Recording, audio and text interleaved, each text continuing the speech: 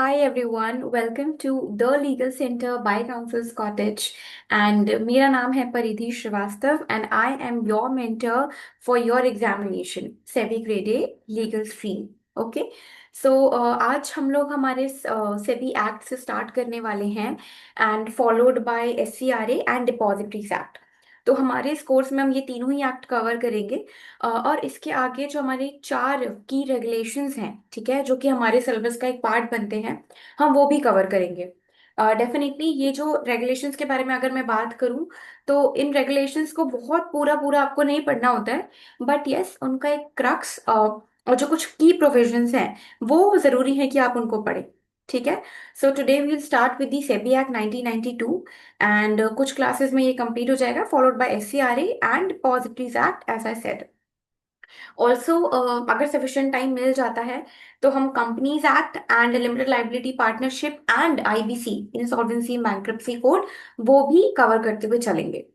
अच्छा. Now now let us discuss कि हम किस तरीके से पढ़ेंगे इस पूरे एक्ट को. सो आई हैव प्रिपेयर्ड कुछ PPTs, तो हम ये PPTs भी पढ़ेंगे. बट मोस्ट इम्पॉर्टेंटली हम बेर एक्ट सेंट्रिक होके पढ़ाई करेंगे. नाउ वाई, क्योंकि जब आपने अपना सिलेबस देखा होगा, आपने ये बहुत अच्छे से देखा होगा कि फेज टू में जब हम बात करें तो फेज टू में जो सबसे ज्यादा इंपॉर्टेंट है, जो सबसे ज्यादा वेटेज रखता है, वो आपका यही है, सिक्योरिटीज लॉ. ठीक है.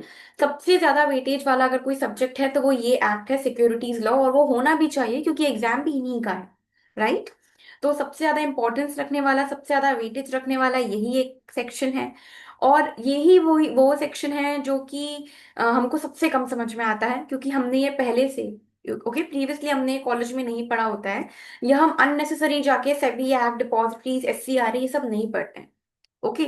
So I am here, right here, to help you with the subjects. मैं आपको ये पढ़ाऊंगी. मेरा ऑलरेडी प्रीवियस ईयर्स का एक्सपीरियंस रह चुका है इस एग्जाम के साथ. एंड मैं I am already this your SEBI grade A legal stream mains appear. So I have an experience in to this examination. Last 2-3 साल से मैं इस एग्जाम को ऑलरेडी नोटिस कर रही हूँ. एंड अभी तक जितना देखा गया है कि जब आप हम फेज टू के बारे में बात करते हैं तो there are lot many questions from your SEBI act. ठीक है. Now this is the reason why मैं बेयर एक्ट सेंट्रिक होके पढ़ाऊंगी. आपको बेयर एक्ट की हम एक एक लाइन पढ़ेंगे, will not leave a single sentence from that. Also because जब हम फेज टू का सिलेबस देखते हैं तो वी ऑल्सो नो कि वहां पे एक डिस्क्रिप्टिव पोर्शन भी आता है. ठीक है. जिसमें आपको डिस्क्रिप्टिव आंसर्स लिखने होते हैं टाइप करके. तो वो आंसर्स जो होते हैं, वो जो क्वेश्चंस होते हैं, वो बहुत ऐसा केसेस में होता है कि सेबी एक्ट से एक क्वेश्चन फंसता ही फंसता है, या फिर आपके SCRA से फंसता है, या फिर आपका डिपॉजिटरीज एक्ट से फंसता है. क्योंकि ये जो एक्ट हैं ये आपके सबसे इंपॉर्टेंट एक्ट्स हैं. ठीक है. तो इसलिए हम लोग पूरी बेर एक्ट पढ़ेंगे. हम लोग ये ट्राई करेंगे कि जो भी क्वेश्चन आए वो हमसे मिस ना हो इन तीनों एक्ट में से, या फिर इन चार प्रोविजन में से. जो भी क्वेश्चन आता है वो हमसे एक भी मिस ना हो, हम उन सारे क्वेश्चंस का आंसर दे पाए. ठीक है. Also to mention, phase two का जो सिलेबस है that is far more difficult than your phase one का सिलेबस. रीजन बीइंग अगेन, क्योंकि जो फेज वन का सिलेबस है वो आप ऑलरेडी पढ़ चुके होते हो, या तो दूसरे एग्जाम्स में, या फिर आप अपने कॉलेज में पढ़ चुके होते हो. राइट. अब ये वो सिलेबस है, ये वो सब्जेक्ट्स हैं जो आपने पहले नहीं पढ़े होंगे. तो इसलिए ये सब्जेक्ट्स बहुत इंपॉर्टेंट है कि आप इनको पहले से पढ़ के रखें, पहले से रिवाइज करके रखें, सो दैट आपका जैसे ही फेज वन में होता है, क्योंकि फेज वन और फेज टू में टाइम बहुत कम मिलता है आपको. ठीक है. Like if I talk about last year 2024, तब सिर्फ और सिर्फ एक महीने का गैप मिला था, if I am not wrong. Close to 30th of July result आया था. और एग्जाम हुआ था. Yes, exam was conducted, your prelims was conducted somewhere in the last week of July. And उसका रिजल्ट आते आते ही आधा जुलाई हो गया था, लाइक इन अ वीक, 7-8 हो गया था. And then exam 31st of August को आपका मेंस था. तो हमें इस एग्जाम को क्वालिफाई करना है, सिर्फ प्रीलिम्स को नहीं. तो सेबी का जो प्रीलिम्स का एग्जामिनेशन है उसको क्वालिफाई करना is easy. But again, coming to mains, mains को क्वालिफाई करना इतना इजी नहीं होता है. और उसका रीजन भी यही है क्योंकि हम पहले से सेबी, डिपॉजिटरीज और SCRA और ये सब पढ़ के नहीं रखते हैं. Okay. So just a second, let me share the screen with you.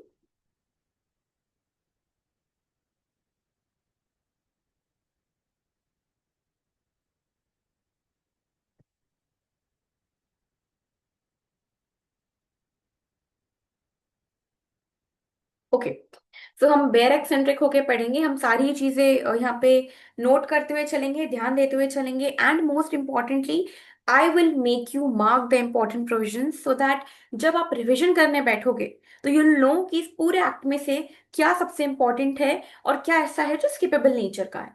Okay, so now without wasting any time let us start with the today's class.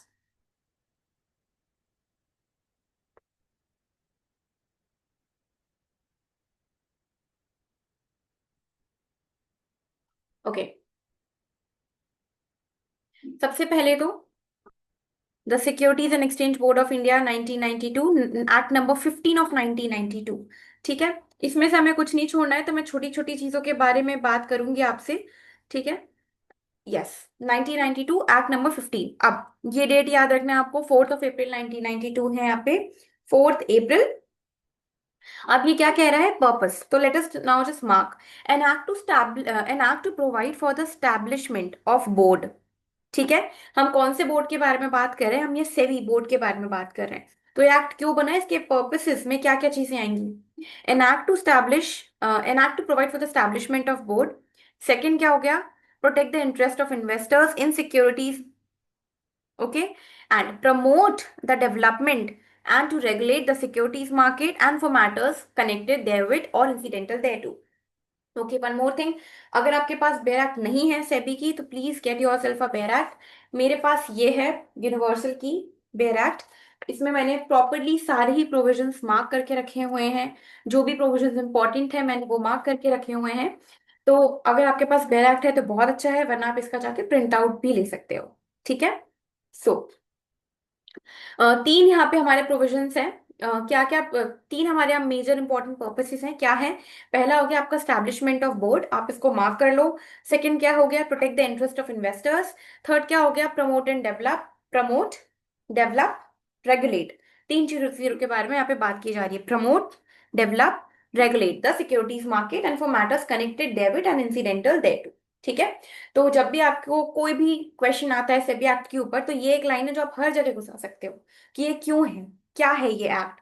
ठीक है, ये पूरे ही एक्ट में जितने भी प्रोविजंस हैं वो सब यही कर रहे हैं, या तो वो बोर्ड का स्टैब्लिशमेंट कर रहे हैं, या वो जो आपके इन्वेस्टर्स हैं उनका इंटरेस्ट प्रोटेक्ट कर रहे हैं, या फिर वो प्रोटेक्ट कर रहे हैं, डेवलप कर रहे हैं, रेगुलेट कर रहे हैं क्या, सिक्योरिटीज मार्केट को। ठीक है, फर्स्ट चीज ये हो गई। दूसरी चीज क्या है यहाँ पे, enacted by the parliament in 43rd year. ठीक है, यहाँ पे भी ये भी याद करें ना, 43rd ईयर है ये। ऊपर हमने 4 अप्रैल पढ़ा था, अब यहाँ पे एक डेट और है यहाँ पे, जस्ट अ सेकेंड, चलिए हम आगे उसको कर लेंगे प्रीलिमिनरी में। ठीक है, तो ये हो गया हमारा पर्पस, हमने ये देख लिया है। उसके बाद हमने ये एक्ट नंबर 15 मार्क कर लिया, 4 अप्रैल 1992 मार्क कर लिया। ठीक है, अगर आप में से किसी का बर्थडे आता है, फ्रेंड का किसी का एनिवर्सरी आती है, उससे करके याद रखना तो अच्छे से याद रहेगा। नाउ मूविंग अहेड,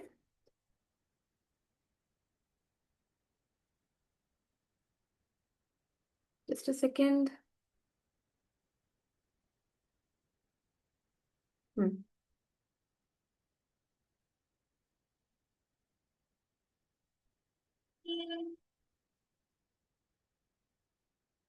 ठीक है, नाउ चैप्टर नंबर 1, प्रीलिमिनरी। क्या नाम है इसका, security exchange board of India 1992। ठीक है, एक्सचेंज होल ऑफ इंडिया। ठीक है, it shall be deemed to have come into force, क्या डेट दी है यहाँ पे, 30 जनवरी 1992। तो ये क्या है, कम इनटू फोर्स 30 जनवरी 1992, और ऊपर क्या थी, 4 अप्रैल 1992। तो ये दोनों की दोनों डेट्स आपको, एक हो गई आपकी इनैक्टमेंट डेट और एक हो गया आपकी इन्फोर्समेंट डेट। ठीक है, ये दोनों ही डेट्स आपको बहुत अच्छे से याद रखनी है, एक 4 अप्रैल और एक 30 जनवरी, दोनों की ईयर सेम है। चलिए आगे बढ़ते हैं।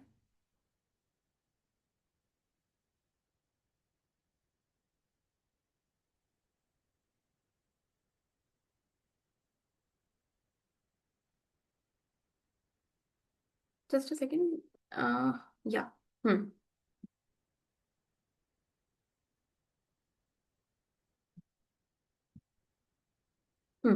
Okay, definitions. अब डेफिनेशंस में अगेन सारी की सारी डेफिनेशंस इंपॉर्टेंट नहीं है, आपको कुछ ही डेफिनेशंस करने की जरूरत है। जो जरूरी है वो अभी हम डिस्कस कर लेते हैं। क्या क्या है? सबसे पहले बोर्ड। अब ये इंपॉर्टेंट है कि इसका सेक्शन भी हमको देखना पड़ेगा। क्या बोल रहा है सेक्शन 2A?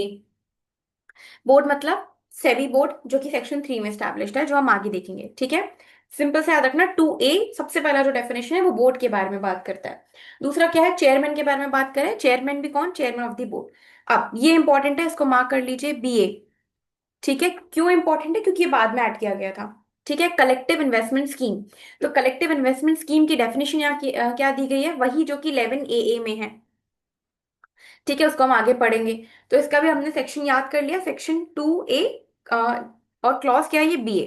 ठीक है, existing securities exchange board of India, not that important. Fund आप देख लो, फंड वो है जो 14 में है। मेंबर क्या है?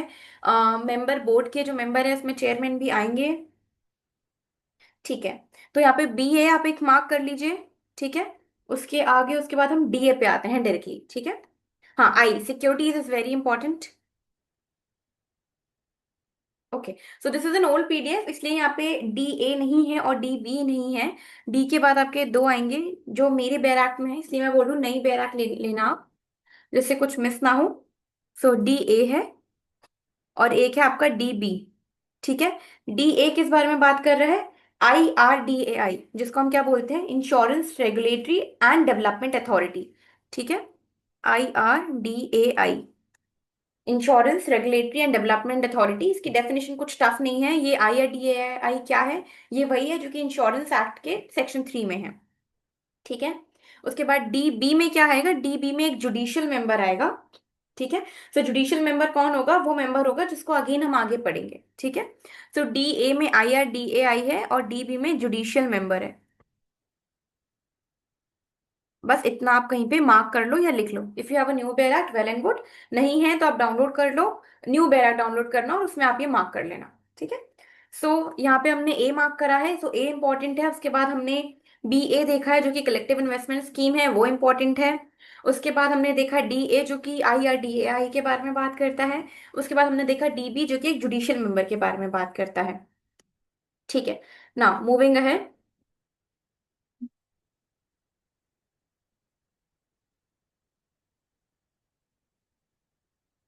सिक्योरिटीज, ये इंपॉर्टेंट है आपका। ठीक है, सिक्योरिटीज क्या है? सिक्योरिटीज वही है जो कि सेक्शन 2 ऑफ SCRA में डिफाइंड है। तो सेबी एक्ट सिक्योरिटीज को कैसे डिफाइन करता है? वो जो कि सेक्शन 2 ऑफ SCRA है। तो इसमें सिर्फ इंपॉर्टेंट इतना है कि इसमें प्रोविजन क्या है? 2I, इसको बस ध्यान में रखना। ठीक है, सो 2I के बारे में जब हमने बात करी, ये सिक्योरिटीज के बारे में बात करता है। ओके, ठीक है, उसके बाद एक यहाँ पे प्रोविजन और आएगा जो कि आएगा 2J, जो कि टेक्निकल मेंबर के बारे में बात करेगा। ये जुडिशियल मेंबर क्या है, टेक्निकल मेंबर क्या है, ये सारी चीजें हम आगे हमारे एक्ट में बात करेंगे। सब चीजों के बारे में बात करेंगे। ठीक है, सो डेफिनेशन में से आपको क्या क्या इंपॉर्टेंट हो गया मैं एक बार फिर बोल देती हूँ। सेक्शन 2 में हमने डेफिनेशंस पढ़ी हैं, जिसमें से 2A में बोर्ड है, वो इंपॉर्टेंट है। ठीक है, इनकी डेफिनेशंस इंपॉर्टेंट नहीं है क्योंकि ये बहुत छोटी छोटी डेफिनेशंस हैं, बट इनमें क्या सेक्शंस हैं वो हमें देखना है। सो 2A में बोर्ड आ गया। 2B में चेयरमैन है, बट नॉट दैट इंपॉर्टेंट। फिर 2BA इंपॉर्टेंट है, जो कि CIS कलेक्टिव इन्वेस्टमेंट स्कीम के बारे में बात कर रहा है, जो कि 2BA में है, तो BA मार्क कर लीजिए। उसके बाद आप DA मार्क कर लो, जो कि बात करते हैं IRDAI, insurance regulatory and development authority. DB में आ जाइए, जो कि जुडिशियल मेंबर के बारे में बात करता है। उसके बाद आप डायरेक्टली आ जाइए I पे, जो कि सिक्योरिटीज के बारे में बात करता है। और फिर J पे, जो कि टेक्निकल मेंबर के बारे में बात करता है। ठीक है, तो हमने इतनी सारी चीजें पढ़ ली हैं, ये हो गया हमारा डेफिनेशन सेक्शन खत्म। Now let us move on to chapter number 2।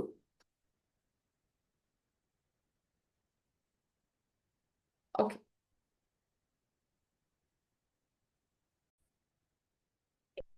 तो आपके लिए मैंने यहाँ पे नई बेर एक्ट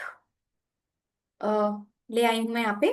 सो क्या क्या चीज मैंने देखी? Board, chairman. B में हमने बोर्ड देखा, A में बोर्ड देखा। ये हो गया आपका BA, CI collective investment scheme. उसके बाद हम नीचे आए और फिर just a second, yes, securities, हमने सिक्योरिटीज देखी। Now let us move on to chapter number 2, which talks about your establishment of Securities and Exchange Board of India। ठीक है, हम establishment के बारे में बात कर रहे हैं। मार्क द सेक्शन, ये सेक्शन नंबर इंपॉर्टेंट है पहली बार। कि बोर्ड कौन से सेक्शन में स्टैब्लिश हुआ है? तो सेक्शन नंबर 3 में बोर्ड स्टैब्लिश हुआ है। Very clear, section number 3। अब इसमें क्या क्या इंपॉर्टेंट है? सबसे पहले हम इनकॉर्पोरेशन ऑफ बोर्ड में क्या देख रहे हैं? क्या बोल रहे हैं? With effect from such day central government notify. ठीक है। There shall be establish for the purpose of the board. ठीक है, एक बोर्ड स्टैब्लिश होगा, तो यहाँ पे एक बोर्ड स्टैब्लिश हो गया। अब ये बोर्ड क्या होगा? ये एक बॉडी कॉर्पोरेट होगा। ठीक है। इसकी परपेचुअल सक्सेशन होगी। इसकी एक कॉमन सील होगी with power subject to the provision. ये सारी चीजें हो गई, और उसको क्या पावर होगी? To acquire, hold and dispose of the property. दोनों ही, चाहे मूवेबल हो चाहे इमूवेबल होगा, कॉन्ट्रैक्ट करने की पावर होगी। और ये स्यू भी कर सकता है, and it can also be sued. Head office कहाँ पे होगा? बॉम्बे में होगा, लेकिन और भी जगह स्टैब्लिश हो सकते हैं। ठीक है।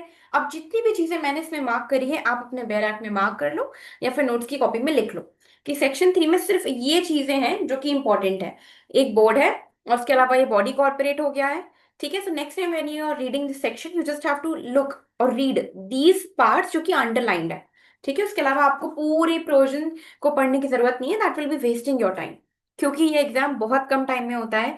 2 महीने अभी आपको मिले हैं to prepare for your exam. I don't know आप इसको कब से देखना स्टार्ट कर रहे हैं, बट अगर हम डेट ऑफ नोटिफिकेशन से देखें, डिटेल नोटिफिकेशन से देखें, so you have 2 months to prepare. उसमें से भी जो लास्ट का मंथ होगा, you will be focusing on your phase 1। तो ये जो मंथ है वो टोटली वो महीना है जब आप अच्छे से सेबी एक्ट को पढ़ सकते हो। अगले महीने आप अपनी पूरी प्रिपरेशन फेज 1 पे रखो, बट इसको रिवाइज करते रहो, वीडियो देखते रहो बार बार, उससे आपका रिवीजन हो जाएगा। 2x में करके आप वीडियो देख सकते हो। ठीक है। सो सेक्शन 3 में क्या इंपॉर्टेंट है? बोर्ड हो गया, बॉडी कॉर्पोरेट है, common seal, perpetual succession, hold, acquire, dispose of the property, movable immovable property दोनों, कॉन्ट्रैक्ट कर सकता है, स्यू कर सकता है, स्यूड हो सकता है। बॉम्बे पे इसका हेडक्वार्टर है, और बाकी जगह भी हो सकते हैं। अभी कितने हैं? टोटल 11 हैं। ठीक है। अभी जो और भी ऑफिस है, फॉर एग्जाम्पल इंदौर में है, अलग अलग जगहों पे है। सो जो मेन है वो बॉम्बे में है, टोटल 11 है। ठीक है। मूविंग है मैनेजमेंट, सेक्शन 4 मैनेजमेंट के बारे में बात करता है। अब मैनेजमेंट में जब हम देखते हैं तो आप कुछ चीजें समझो। देखो, एक तो होता है चेयरमैन। ठीक है, ये हो गया 1, प्लस व्हाट, 2। 2 मेंबर्स हो गए। अब ये 2 मेंबर्स कहाँ से हैं? मिनिस्ट्री से हैं। कौन सी मिनिस्ट्री? सेंट्रल गवर्नमेंट की मिनिस्ट्री। कौन सी मिनिस्ट्री के बारे में बात हो रही? फाइनेंस। ठीक है। And administration of companies act. ठीक है। देन अगेन +1 आ गया, 1 मेंबर। अभी कहाँ से? आरबीआई से आएगा। और +5, कितने हो गए ये? 5 6 7 8 9। टोटल कितने सेबी बोर्ड में मेंबर्स हैं? 9 मेंबर्स हैं। ठीक है। एक चेयरमैन, फिर 2 फाइनेंस मिनिस्ट्री से, फिर एक आरबीआई से, और आखिरी में ये 5 मेंबर्स होंगे, जिसमें से 3 होल टाइम रहेंगे, मतलब पूरे टाइम के मेंबर्स हैं। ये 3 है, तो इसको मार्क कर लो यहाँ पे। 3 होल टाइम मेंबर्स के बारे में बात हो रही है, जिनको कौन अपॉइंट करेगा? Central government. तो यहाँ पे सारी अपॉइंटमेंट सेंट्रल गवर्नमेंट द्वारा ही होंगी, इतना ध्यान रखना। ठीक है। सो 1 + 2 + 1 + 5, इन सबका अपॉइंटमेंट कौन करेगा? सेंट्रल गवर्नमेंट करेगा। टोटल 9 मेंबर्स हो गए हैं। एक चेयरमैन, एक आरबीआई से, 2 फाइनेंस मिनिस्ट्री से, 5 अदर मेंबर्स, जिसमें से 3 होल टाइम मेंबर्स हैं, जो कौन अपॉइंट करेगा? Central government. ठीक है। नाउ अब आगे बढ़े। जनरल सुपरिटेंडेंस किसका होगा? बोर्ड ऑफ मेंबर्स का होगा। जनरल सुपरिटेंडेंस डायरेक्शन किसका होगा? बोर्ड का होगा। ठीक है। जो आपका सबसेक्शन 2 है, इसमें इतना ही है। जो सुपरिटेंडेंस के बारे में यहाँ पे बात होगी। नाउ कमिंग टू थर्ड, हाँ, चेयरमैन जो है, चेयरमैन के पास भी जनरल सुपरिटेंडेंस होगा। तो यहाँ पे बोर्ड होगा, एक बोर्ड के पास होगा, और एक जनरल सुपरिटेंडेंस आपका चेयरमैन के पास होगा। अब हम आते हैं सबसेक्शन नंबर 4 पे। ठीक है। सबसेक्शन 4 क्या कह रहा है? The chairman and the members referred to A और डी। ठीक है। अब हम ए और डी के बारे में बात करें, एक बार फिर देख लो, क्योंकि यहाँ पे बार बार कंफ्यूजन क्रिएट होगा। ए में चेयरमैन है, डी में फाइनेंस मिनिस्ट्री के 2 मेंबर है, सी में आरबीआई का 1 मेंबर है, और जो डी पॉइंट है उसमें 5 मेंबर है। ठीक है। तो हम ए और डी, बार बार हम ए और डी के बारे में बात करेंगे, हम चेयरमैन के बारे में बात करेंगे, और जो आखिरी के जो 5 मेंबर्स हैं उनके बारे में बात करेंगे। सो क्या बोल रहे हैं? चेयरमैन एंड द 5 मेंबर्स जिनके बारे में हम बात कर रहे हैं, इनका अपॉइंटमेंट सेंट्रल गवर्नमेंट करेगा। देखो, ये बिल्कुल भी रटने वाली चीज नहीं है, एक बार सुन लो, एक बार समझ लो, पूरी तरीके से क्लियर हो जाएगा। ठीक है। प्रीलिम्स में तो कोई गलती नहीं होने वाली है। और इतनी बार देखना है इस वीडियो को कि रिवीजन इतना अच्छा हो जाए कि आपको जब आप डिस्क्रिप्टिव लिखो तो भी आप हर चीज लिख पाओ इजीली। ठीक है। बिल्कुल रटने की जरूरत नहीं है, बहुत इजी एक्ट है, बस एक बार सुन लो अच्छे से कि इसकी क्या कहानी बनती है, it will be very clear to you. Okay. So chairman and जो 5 मेंबर्स है वो सेंट्रल गवर्नमेंट क्या करेंगे, अपॉइंट करेंगे। And the members in B and C उनको नॉमिनेट करेंगे सेंट्रल गवर्नमेंट द्वारा। सो ए और डी, जो पहला और जो आखिरी है, जो चेयरमैन और जो 5 मेंबर के बारे में बात की जा रही है, उनका अपॉइंटमेंट होगा सेंट्रल गवर्नमेंट द्वारा।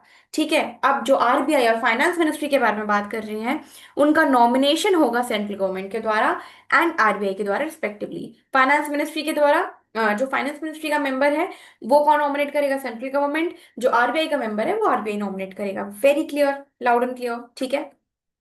आगे बढ़ते हैं। The chairman and the other members referred in clause A and D again. ठीक है। कौन होंगे अब ये लोग, अब चेयरमैन और 5 मेंबर्स की कोई क्वालिफिकेशन नहीं दी गई, ना बोला फाइनेंस मिनिस्ट्री, ना बोला आपका आरबीआई। तो ये कौन होंगे, सिंपल से वो लोग होंगे जो उस लायक होंगे। लायक का क्या वर्ड होता है, एबिलिटी, इंटीग्रिटी। ठीक है। स्टैंडिंग, जिनको पता है प्रॉब्लम सॉल्विंग आती है सिक्योरिटीज मार्केट में, स्पेशल नॉलेज है लॉ की, फाइनेंस की, इकोनॉमिक्स की, अकाउंट्स की, एडमिनिस्ट्रेशन की, एनी अदर डिसिप्लिन की, जो सेंट्रल गवर्नमेंट की ओपिनियन में बोर्ड के लिए यूजफुल है। ठीक है। सिंपल। नाउ ये हो गया आपका section number 4। Moving toward section number 5। अब सेक्शन नंबर 5 क्या है, आपके टर्म के बारे में बात कर रहा है कि क्या टर्म ऑफ ऑफिस होगा, कितने दिन ये लोग रहेंगे, क्या कंडीशन ऑफ सर्विस होगी चेयरमैन की और मेंबर्स की ना। So chairman and the members again, हम यहाँ पे ए और डी के बारे में बात कर रहे हैं कि ये लोग कितने दिन रहेंगे, क्या टर्म है इनका और क्या इनकी कंडीशन ऑफ सर्विस है। तो ए और डी की तो वो होगी, shall be as may be prescribe, जो प्रिस्क्राइब्ड होगी वो होगी। ठीक है। उसके बाद हम जो सबसेक्शन 2 के बारे में बात करते हैं, it says not withstanding anything, ये जो सारी चीजें आई। सो टर्म एंड कंडीशन तो वो होंगी जो प्रिस्क्राइब्ड होंगी। ठीक है। इतनी सी बात कर दी इन्होंने, खत्म कर दी यहाँ पे बात। टर्म हो गया और ये कंडीशन हो गया। अब हम आते हैं सबसेक्शन 2 पे, ये बोल रहा है टर्मिनेशन कैसे होगा इनका, इनकी सर्विसेज टर्मिनेट कैसे होंगी। तो टर्मिनेशन के लिए कुछ नहीं, एक 3 मंथ्स का नोटिस जाएगा, आप यहाँ पे मार्क कर लो अगेन। जो जो चीजें मैं मार्क कर रही हूँ अपने बेयर एक्ट में, प्लीज अपने बेयर एक्ट में उसको मार्क करते चलो। अभी बेयर एक्ट नहीं है तो आप प्रिंट आउट ले आओ, प्रिंट आउट भी नहीं है तो आप भी अपने फोन में, मोबाइल में, आईपैड में, लैपटॉप में, या कोई भी एक दूसरा जो भी डिवाइस है उसमें मार्क करते चलो। वो भी नहीं है, आप लैपटॉप पे ही देख रहे हो तो अपनी कॉपी में नोट कर लो। जो जो टर्म्स मैं मार्क कर रही हूँ, राउंड कर रही हूँ, उनको कॉपी में नोट कर लो। And as soon as you get your PDF, your bare act और वट एवर, उसमें मार्क कर लेना। बट बेयर एक्ट के बिना बिल्कुल मत रहना। ठीक है। ये बहुत ज्यादा इंपॉर्टेंट सेक्शन है, बहुत इंपॉर्टेंट टॉपिक है, सेबी एससीआर डिपॉजिटरीज। अगर ये नहीं आता, बिलीव मी, फेज 2 में कुछ नहीं हो पाएगा। और अगर ये आता है तो you can actually S in phase 2, क्योंकि बाकी के लॉस तुमको वैसे ही थोड़े बहुत आते हैं, यहाँ पे आप तुक्का भी नहीं मार पाओगे। ठीक है। तो टर्मिनेशन के बारे में क्या लिखा हुआ है, 3 मंथ्स लिखा हुआ है राइटिंग में। ठीक है। आपको अगर टर्मिनेशन करना है तो आपको 3 महीने का रिटन नोटिस देना पड़ेगा या फिर 3 महीने की सैलरी देनी पड़ेगी। ठीक है। आपका यहाँ पे राइट टू रिलिंक्विश भी है, कि या तो टर्मिनेट हो रहा है तो भी 3 महीने का नोटिस, अगर वो खुद छोड़ के जा रहा है तो भी 3 महीने का नोटिस आपको देना ही पड़ेगा। किसको दोगे आप, सेंट्रल गवर्नमेंट को दोगे। क्यों, क्योंकि आपको सेंट्रल गवर्नमेंट ने ही अपॉइंट किया है। ठीक है। ये अगेन, ये जो चीजें हम कॉन्स्टिट्यूशन में चले जाते हैं कि जो अपॉइंट करता है वही हटा सकता है। ठीक है। आप उसी से हट सकते हो। सो यहाँ पे ये चीज हो गई, तो 3 महीने का नोटिस के बारे में यहाँ पे ध्यान रखना। ठीक है। अब आगे बढ़ते हैं। सेक्शन नंबर 6 क्या बात करता है, removal of member from office. Removal के बारे में बात करता है। व्हाट डज इट से, the central government shell remove from the member. Okay. क्या क्या यहाँ पे रिमूवल के ग्राउंड से, ये बहुत इंपॉर्टेंट है, ये मुझे भी लास्ट ईयर ये क्वेश्चन पूछा गया था। I appeared last year as well, उसमें ये क्वेश्चन आया था। तो अगेन हम इसको बहुत अच्छे से देख लेते हैं ये क्या बोल रहा है। तो सेंट्रल गवर्नमेंट रिमूव कर सकता है, किसको रिमूव करेगा। ठीक है। पहला, इंसॉल्वेंट इज अ ग्राउंड। एक बार सुन लो, बिल्कुल रटने की जरूरत नहीं पड़ेगी। इंसान इंसॉल्वेंट हो गया है, चेयरमैन या मेंबर या जो भी लोग हैं बोर्ड के, हटा देंगे। दूसरा क्या है, अनसाउंड अनसाउंड माइंड हो गया है। अनसाउंड माइंड कैसे करेगा काम। ठीक है। अब कन्विक्ट हो गया है किसी ऑफेंस के लिए, ठीक है, जो कि जिसमें मॉरल टर्पिट्यूड इन्वॉल्व है।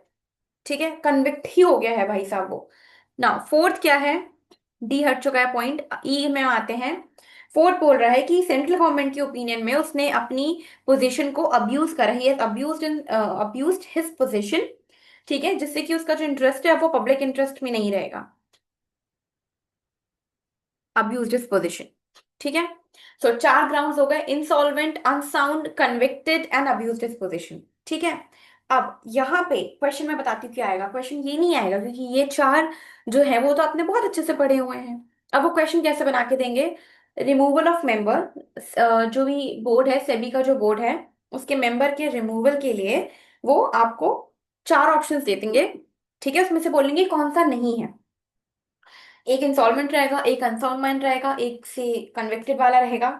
चौथे में लिखे लिखा रहेगा कि उसका फाइनेंशियल इंटरेस्ट उसका अलग है, या उसका फाइनेंशियल इंटरेस्ट किसी और चीज में है, या उसका फाइनेंशियल इंटरेस्ट सेम है। कोई भी चीज इस तरीके से आएगी जो कि फाइनेंशियल इंटरेस्ट के बारे में बात करेगी। अब जिस भी इंसान ने नहीं पढ़ा होगा वो ये सोचेगा सेबी एक्ट के बारे में बात हो रही है, सिक्योरिटीज के बारे में बात हो रही है, तो अगर उसका फाइनेंशियल इंटरेस्ट दूसरी चीज में है तो वो रिमूवल तो बनता है उसका। राइट, आप भी ये एक अच्छा वैलिड ग्राउंड है ये, क्या कि किसी पर्सन का जो फाइनेंशियल इंटरेस्ट है वो किसी और जगह है, तो this is a very good ground for removal. Right, but ये यहाँ पे नहीं दिया हुआ है। ठीक है। सो यहाँ पे हमें वो लिखना है जो कि बेयर एक्ट कहती है इंस्टेड की, जो हमें सही लग रहा है। अच्छा, ये ग्राउंड आया कहाँ से? ये ग्राउंड हम आगे पढ़ेंगे। आगे बहुत बड़ा एक्ट है ये। अब देखोगे आप तो बहुत छोटी छोटी डिटेलिंग्स हैं उसमें। आगे एक जगह और रिमूवल के बारे में बात की जाएगी जहां पे ये ग्राउंड होगा, तो हम उस ग्राउंड को और इस ग्राउंड को मिक्स कर देते हैं और ये क्वेश्चन गलत कर देते हैं। सो इतनी बड़ी कहानी मैंने इसलिए सुनाई जिससे कि आप ये गलत ना करो। ठीक है। सो क्या है इनमें चीजें? Okay, so there are only and only four grounds that we're talking about here. First is insolvency, second is your unsound mind, third is your convicted for an offense जो कि moral turpitude include करते हैं, fourth is your abused his position. ठीक है। Section number 6 does not talk about any financial interest. आगे जब हम बात करेंगे तब हम बात करेंगे उस बारे में। ओके, तो यहाँ पे आपके चार ग्राउंड्स हो गए रिमूवल के। ठीक है। प्रोवाइडेड, बस इतनी सी बात कहता है कि जब भी रिमूवल होगा तो वो, जस्ट अ सेकेंड, यहाँ पे आप उस इंसान को एक, यस, यहाँ पे उस इंसान को एक रीजनेबल अपॉर्चुनिटी ऑफ हियरिंग दोगे। Audi alteram partem basic law है। Now, now let us come to meetings. ठीक है, मीटिंग्स के बारे में बात करते हैं। यहाँ पे जो पहला आपका सबसेक्शन है वो सिंपल सी बात कहता है कि जितनी चाहे मीटिंग, जब चाहे, जिस प्लेस पे चाहे बोर्ड रख सकता है। ठीक है, बहुत नॉर्मल सी चीज है। बस कोरम होना चाहिए टोटल। ठीक है, कोरम क्या होता है कि 10 है, मान लीजिए कोरम सेट है 6 पे, कि जब तक 6 लोग नहीं आएंगे तब तक मीटिंग नहीं करवाई जाएगी। तो कोरम आपका पूरा होना चाहिए। अब हम मेन मुद्दे पे आते हैं सेक्शन के। क्या बोल रहा है कि अगर चेयरमैन आपका unable to attend a meeting, ठीक है, चेयरमैन आपकी मीटिंग अटेंड नहीं कर पा रहा है, तो एनी अदर मेंबर, ठीक है, chosen by the members present from themself shall side the meeting. तो अगर चेयरमैन जो चेयरमैन है he is not able to attend the meeting, तो कोई और मेंबर्स, उनमें से कोई भी और मेंबर जो मीटिंग है उसको हेड कर सकता है। वो मेंबर कौन होगा वो लोग आपस में डिसाइड कर लेंगे। ठीक है। तो एनी अदर मेंबर जो कि चूज करेंगे, जितने लोग प्रेजेंट है वो लोग, वो उस मीटिंग को प्रोसाइड करेगा। अच्छा, did I just tell you कि हमें सेक्शन नंबर 6 मार्क करना है? ठीक है, ये सेक्शन पूछा जाता है। जो जो सेक्शन पूछे जाते हैं ना, सेक्शन स्पेसिफिक पूछे जाते हैं कि रिमूवल कौन से सेक्शन में दिया गया है, उसको भी मैं मार्क करा दी चलूंगी। सेक्शन नंबर 6 पूछा जाता है। ठीक है, उससे पहले हमने सेक्शन नंबर 3 मार्क करा था। ओके, तो यहाँ पे जो 3 मंथ्स वाला है ये इंपॉर्टेंट है। ठीक है, please mark this. Okay, now 7 में हम देखते हैं। 7 में इंपॉर्टेंट है ये वाली चीज। ये सेक्शन, ये जो सब सेक्शन है ये बहुत इंपॉर्टेंट है। ठीक है। या, ठीक है। तो अगर चेयरमैन प्रोसाइड नहीं कर पाएगा तो any other person will proceed. वो एनी अदर पर्सन या एनी अदर मेंबर कौन होगा? वही जो कि लोग आपस में चूज करेंगे। ठीक है।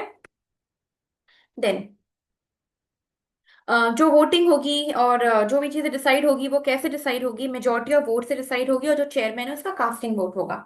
ठीक है, तो जो भी क्वेश्चंस आएंगे डिसाइडेड बाय मेजोरिटी, सिंपल सी चीज है। मेजोरिटी से होगी प्रेजेंट एंड वोटिंग। एंड यहाँ पे जो चेयरमैन होगा उसका कास्टिंग वोट होगा। कास्टिंग वोट क्या होता है? अच्छा, ये सारी चीजें बहुत बेसिक्स हैं लॉ की। ठीक है, ये हम कॉन्स्टिट्यूशन में पढ़ाती हूँ मैं ये सारी चीजें। मैं फिर भी बता देती हूँ कास्टिंग वोट क्या होता है। मान लीजिए 50-50 वोटिंग हुई, 50 यस 50 नो, तो चेयरमैन के पास वो वन वाला वोट होगा, टू से यस और टू से नो। तो जो 51st वोट होगा ना, जो जो इक्विटी, जो इक्वालिटी हो जाएगी 50-50 की, उसको जो तोड़ने का वोट होता है वो कास्टिंग वोट होता है। तो जो लास्ट से होगा वो चेयरमैन का होगा, that is called your casting vote. ठीक है, तो सेक्शन नंबर 7 में क्या मार्क करा कि अगर चेयरमैन अटेंड नहीं कर पाता है तो any other member chosen will attend और विल प्रिसाइड। ठीक है, मेजोरिटी से आपकी वोटिंग होगी और चेयरमैन के पास कास्टिंग वोट होगा। Now section number 7E, not that important, but आप चाहो तो एक बार ऐसे जनरली इसको देख सकते हो, it is of a skippable nature. चलो हम रीड कर लेते हैं। Any member who is a director of a company. ठीक है, ठीक है, सो ये सेक्शन बस इतनी सी बात कह रहे हैं कि अगर कोई पर्सन है जो कि किसी कंपनी का डायरेक्टर है, या फिर जिसका डायरेक्ट या फिर इनडायरेक्ट पेक्यूनरी मॉनेटरी टर्म्स में कोई भी इंटरेस्ट है, तो कोई भी सेबी बोर्ड का एक ऐसा मेंबर है जो कि किसी और कंपनी का डायरेक्टर भी है, या ऐसा कोई मेंबर है जिसका किसी भी तरीके का कोई पेक्यूनरी इंटरेस्ट आ रहा है किसी भी केस में, तो सिंपल सी बात है, वो डिस्क्लोज करेगा जो भी उसको पता है, जो भी उसकी नॉलेज में है, कि मेरा ऐसा जो इंटरेस्ट है वो इस मैटर के इंटरेस्ट में अगेंस्ट में जा रहा है। तो बेसिकली वो अपना जो भी उसका इंटरेस्ट होगा वो उस चीज को डिस्क्लोज करेगा, और ऐसे ही किसी मीटिंग में पार्ट नहीं लेगा जिसमें उसका इंटरेस्ट होगा, तो he will disclose and he will not take part in any such meeting. ठीक है, बहुत बेसिक सी चीज है। नाउ एट्थ में हम वैकेंसीज के बारे में बात कर रहे हैं।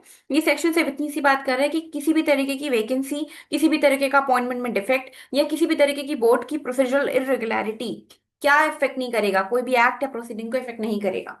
तो बोर्ड ने कोई भी एक्ट करा है, कोई भी प्रोसीडिंग करी है, ठीक है, अब उसके बाद ये this is not a valid ground of defence कि बोर्ड के किसी मेंबर की सीट वेकेंट थी, या फिर उनके अपॉइंटमेंट में कोई डिफेक्ट था, या फिर किसी भी तरीके की प्रोसीजरल इरेगुलरिटी है जो कि मेरिट्स को इफेक्ट नहीं कर रही है। ठीक है, this is again very basic. अच्छा, ऑल्सो मैं आपको इसलिए जल्दी जल्दी पढ़ा रही हूँ क्योंकि मैंने ये एक्ट पढ़ा है, तो मैं चाहती हूँ आपको समड अप एक्ट बताऊं, जहां इंपॉर्टेंट होगा वहां मैं हर लाइन पढ़ूंगी और आपको एक्सप्लेन करूंगी। 7A में मुझे पता था कि it's not very important, but एक क्रक्स बताना जरूरी है, तो मैंने जल्दी से उसका क्रक्स बताया, वी मूव्ड अहेड। ओके, क्योंकि we have a lot many things to cover अभी। ओके, सेक्शन नंबर 9, अब ये अगेन मार्क इट, रेड से मार्क करो इसको। ये वही सेक्शन है जो आपके बारे में बात करता है। आपके बारे में मतलब क्या बात करता है, when you will be appointed as an officer in SEBI. ठीक है, आप एक लीगल ऑफिसर अपॉइंट हो जाओगे, तो ये वो सेक्शन है जो आपके बारे में बात कर रहे हैं।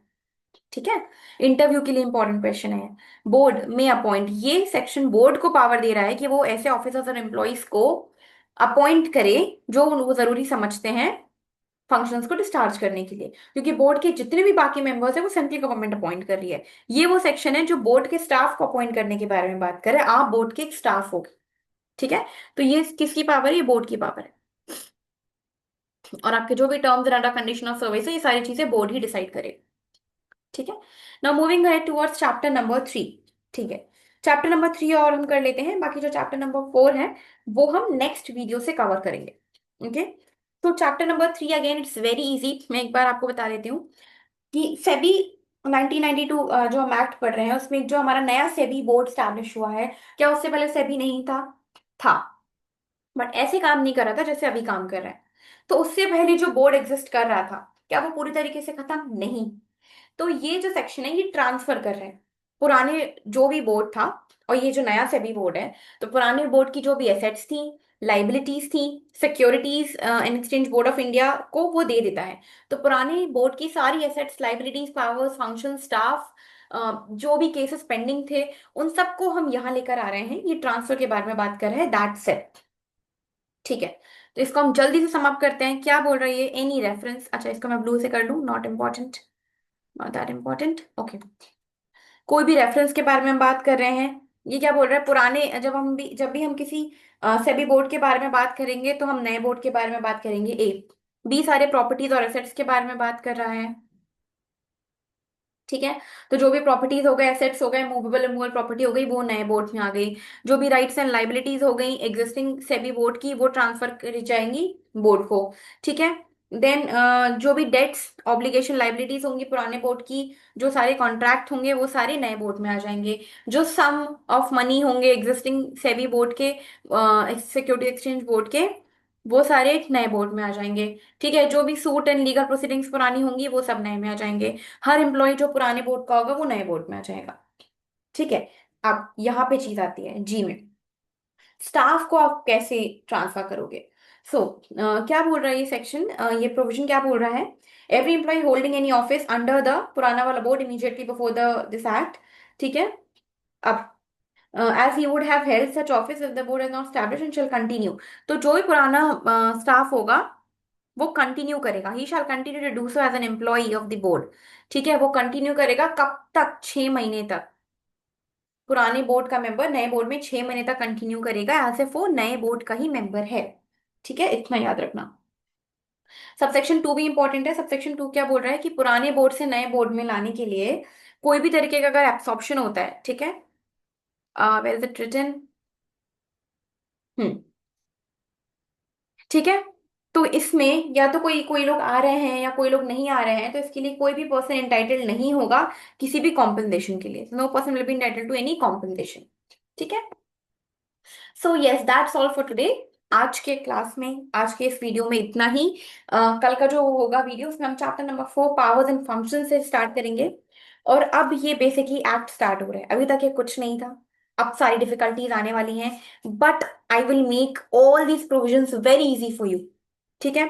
आपको बहुत इजी हो जाएगा ये फंक्शंस याद रखना। आई नो ये फंक्शंस जो हैं ये बहुत ज्यादा कंफ्यूजिंग है, and believe me guys, section number 11 पे हमेशा डिस्क्रिप्टिव आंसर लिखने को आता है। अब आप सोचो इतना बड़ा, ये आप कैसे लिखोगे, ठीक है। But no worries, I will make it short for you, I will make you learn it, ठीक है। सो सेक्शन नंबर 11 हम करेंगे। आगे section number 12, 11 A B C बहुत लेंदी हैं, but there is no problem, हम सब मार्क करते हुए चलेंगे। एंड आगे फिर हम पेनाल्टी से मूव करेंगे, कि हम पेनाल्टीज कैसे याद कर सकते हैं। Okay, so I make it easy for you, so no need to worry, that's all for today इतने वीडियो में। And stay tune for tomorrow. And yes, one more important thing to share, just a second.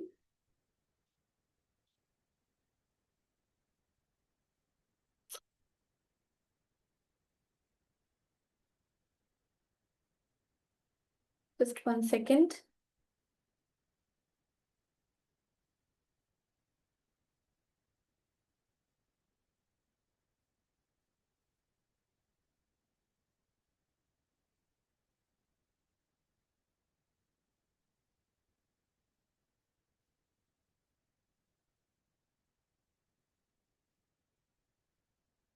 Okay guys, leave it, मैं वो share जो करना चाह रही हूँ वो कर नहीं पाई, but it's okay.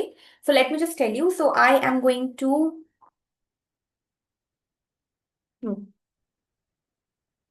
so I am going to launch my own SEBI course, ठीक है। So I am going to launch this course. इस कोर्स में मैं आपको पूरा सेबी एक्ट कवर करवाऊंगी, ठीक है। हम SCRA कवर करेंगे, हम डिपॉजिटरीज एक्ट कवर करेंगे, और हम जो 4 की रेगुलेशंस हैं वो भी कवर करते हुए चलेंगे, ठीक है।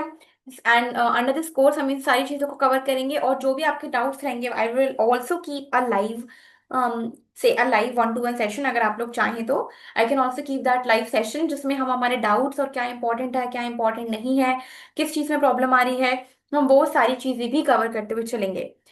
Like by next video or by tomorrow I'll be sharing with you the poster of it, and all this you get only for 29999, ठीक है।